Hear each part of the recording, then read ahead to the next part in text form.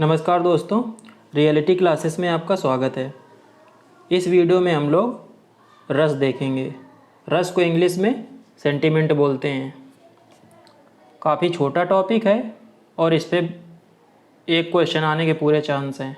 जो बातें आपको यहाँ पे बताई जा रही हैं उनको आप ध्यान देंगे तो आपको क्वेश्चन ज़रूर सॉल्व हो जाएगा। पहले हम लोग थ्योरी देखेंगे, उसके बाद जो प्रीवियस ईयर में इस टॉपिक पे बेस्ड क्वेश्चन आए हैं और वो भी उत्तर प्रदेश के एग्ज़ाम में, वो हम देखेंगे। उससे आपको आइडिया लग जाएगा कि इस टॉपिक से किस तरह के क्वेश्चन पूछे जाते हैं। तो सबसे पहले यहाँ पे रस की परिभाषा बताई गई है।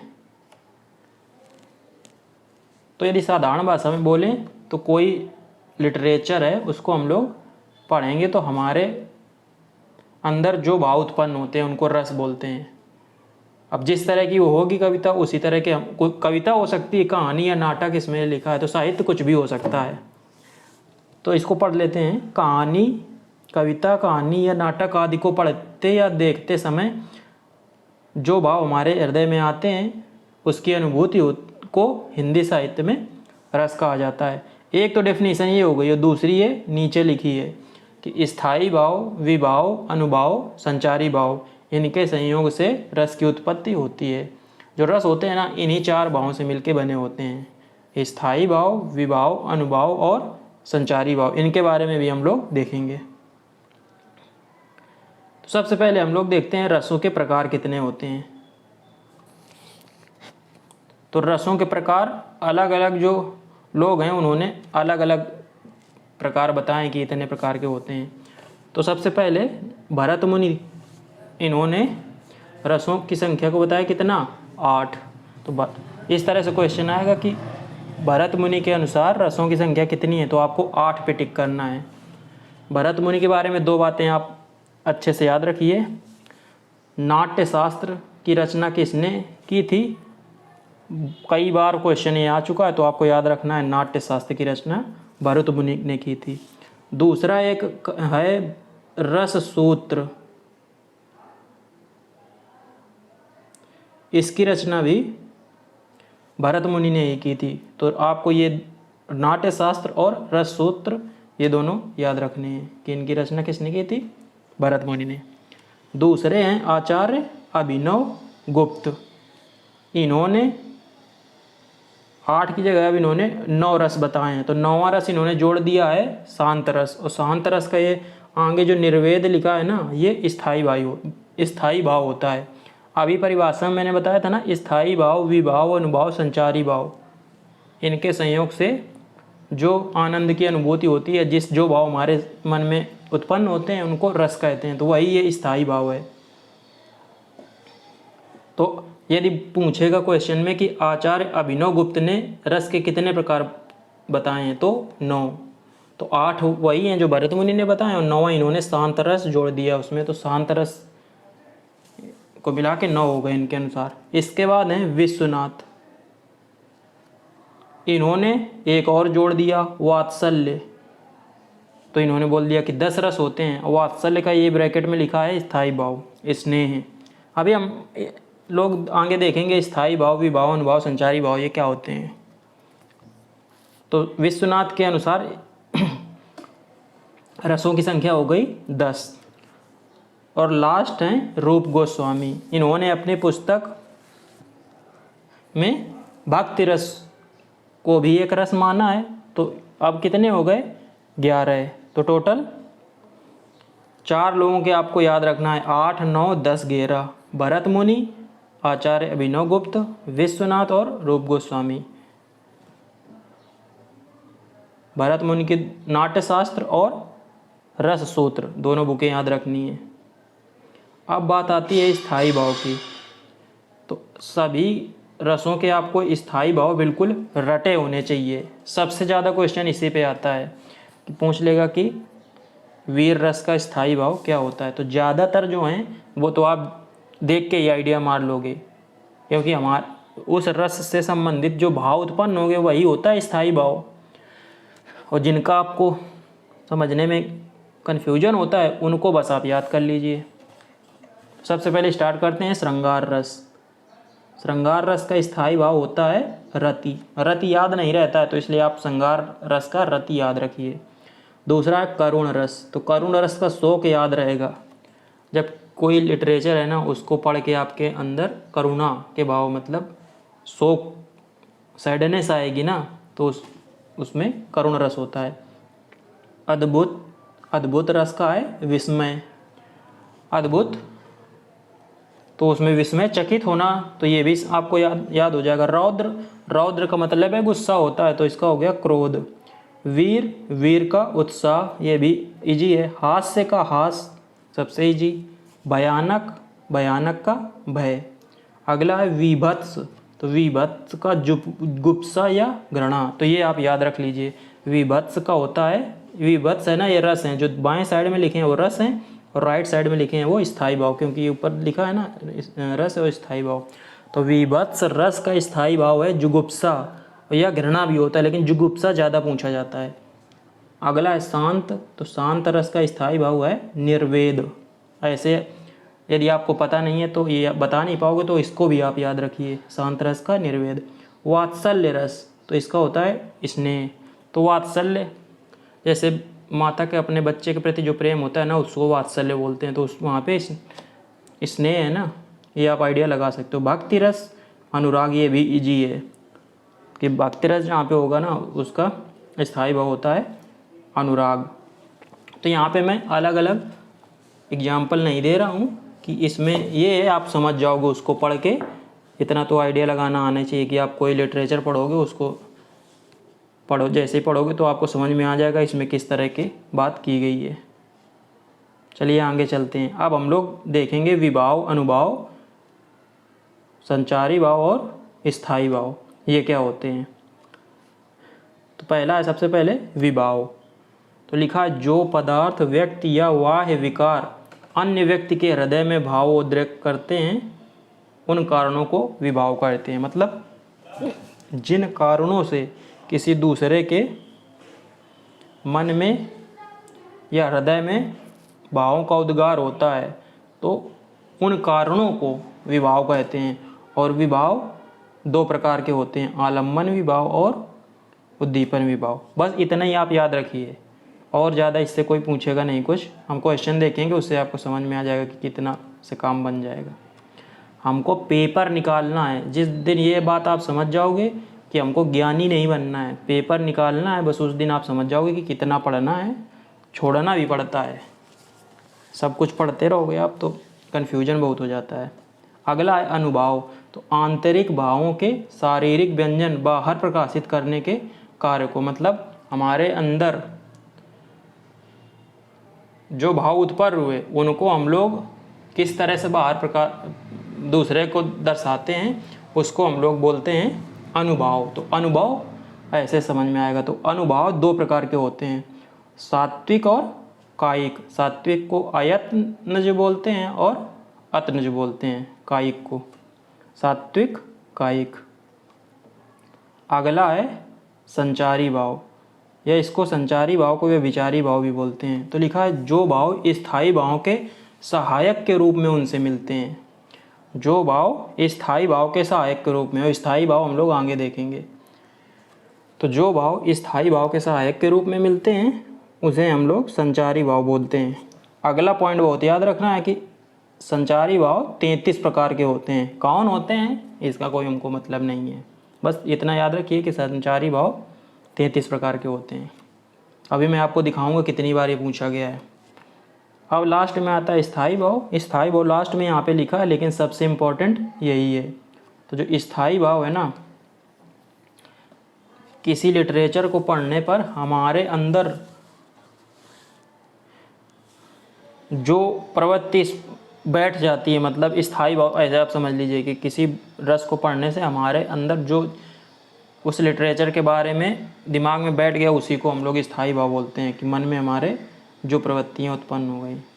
तो इस अब रस होते हैं टोटल 11। भरत मुनि के हिसाब से 8 थे लेकिन बाद में 3 और जुड़ गए तो हो गए 11। तो जितने रस होंगे उतने स्थायी भाव होंगे। तो आपका स्थायी भाव कितने हो गए? 11। इतना ही बस आपको पढ़ना है, इससे ज़्यादा पढ़ने की ज़रूरत है नहीं। अब हम लोग देखेंगे इस पे बेस्ड जो क्वेश्चन आए हुए हैं। चलिए स्टार्ट करते हैं। पहला क्वेश्चन क्या लिखा है, किस भाव की परिपक्व अवस्था को रस कहा जाता है। मतलब हमारे अंदर किसी लिटरेचर को पढ़ने के बाद जो भाव उत्पन्न होते हैं तो उस भाव की परिपक्व अवस्था को क्या कहा जाता है। ऑप्शन है आपके अनुभाव, विभाव, संचारी भाव या स्थायी भाव। तो परिपक्व अवस्था की बात कर रहा है तो इसको बोलते हैं स्थायी भाव। ये देखो ग्राम पंचायत अधिकारी पुनर्परीक्षा 2016 में आया है। डी ऑप्शन इसका सही हो गया। चलिए आगे देखते हैं। एक ये संस्कृत में वाक्य लिखा है, वाक्यम रसात्मकम काव्यम। कहने वाले आचार्य हैं वाक्यम रसात्मकम काव्यम। ये बिल्कुल ऐसे ही लाइन आप याद रख लो। इसको बोला है विश्वनाथ, जो थर्ड नंबर में बताया था ना, जिन्होंने तीसरा जोड़ दिया था, तो वही है ये विश्वनाथ। बी ऑप्शन इसका सही है, वाक्यम रसात्मकम काव्यम। ये देखो कानून गो भर्ती परीक्षा 2015 में पूछा गया है। चलिए आगे देखते हैं।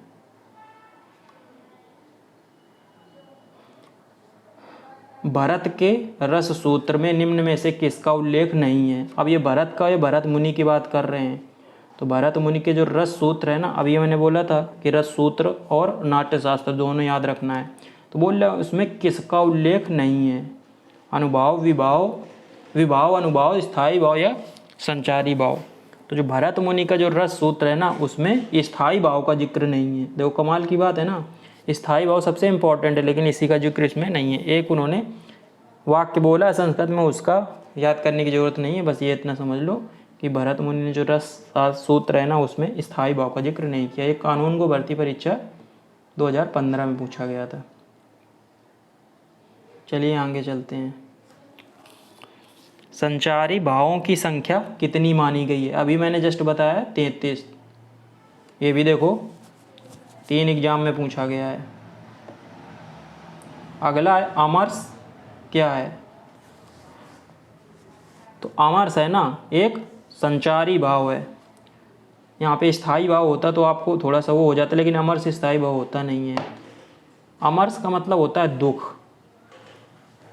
ये वीडियो परीक्षा 2016 में पूछा गया है। आगे चलते हैं। ये देखो अब स्थायी भाव श्रृंगार से शुरू हो रहा है। कितने बार पूछा गया है कि श्रृंगार रस का स्थायी भाव क्या है। अभी सबसे पहले ही बताया रति। ये ऑप्शन इसका सही है। आगे चलते हैं। किस रस को रसराज कहा जाता है। रसराज बोल रहा है तो रसराज श्रृंगार रस को ही बोला जाता है। ये ऑप्शन इसका सही है। श्रृंगार रस भी ना 2 तरह का होता है। एक होता है संयोग श्रृंगार, एक होता है वियोग श्रृंगार। नाम समझ में आ रहा है। जहाँ पे नायक नायिका मिलते हैं तो वहाँ पे संयोग श्रृंगार होता है, और जहाँ पे बिछुड़ते हैं तो वहाँ पे वियोग श्रृंगार होता है। चलिए आगे चलते हैं। इसको थोड़ा ऊपर करें क्योंकि दिखे तो कितने बार ये पूछा गया। 4 एग्जाम में देखो ये आया है। निम्न में से करुण रस का स्थायी भाव कौन सा है। तो करुण रस शोक समझ में आ रहा है तुरंत। बी ऑप्शन इसका सही है। चलते हैं अगले क्वेश्चन में। रौद्र रस का स्थायी भाव क्या है। रौद्र रस, रौद्र मतलब क्रोध। देखो कितने 2 एग्जाम में आया है, चकबंदी लेखपाल और यूकेपीएससी असिस्टेंट इंजीनियर एग्जाम में। रौद्र रस का क्रोध। आगे चलते हैं।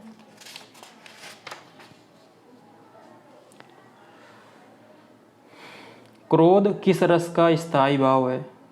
उल्टा पूछ लिया, रौद्र रस। सी ऑप्शन सही है। आगे चलते हैं। वीर रस का स्थायी भाव। वीर, तो वीर रस है ना, सीधी सी बात है। वीर रस जिस कविता में होगा उसको पढ़ने से आपके अंदर क्या उत्पन्न होगा, ये आप ध्यान रखो। तो वीर रस की कविता पढ़ने से आपके अंदर उत्साह उत्पन्न होगा ना, तो बस उत्साह हो गया। ये ऑप्शन इसका सही है। आगे है जुगुप्सा किस रस का स्थायी भाव है। जुगुप्सा मैंने अभी बताया था कि ये याद नहीं रहेगा, इसको आपको याद रखना है। तो जुगुप्सा विभत्स रस जो है ना उसका स्थायी भाव है। सी ऑप्शन सही है। चकबंदी लेखपाल 2015। विस्मय स्थायी भाव निम्न में से किस रस में होता है। विस्मय मतलब चकित हो जाना, तो ये अद्भुत आपका हो गया ऑप्शन सी सही। देखो कितने बार पूछा गया है, सबसे ज़्यादा स्थायी भाव ही पूछे गए हैं। आगे अब आगे जो दिए गए हैं ना, इसमें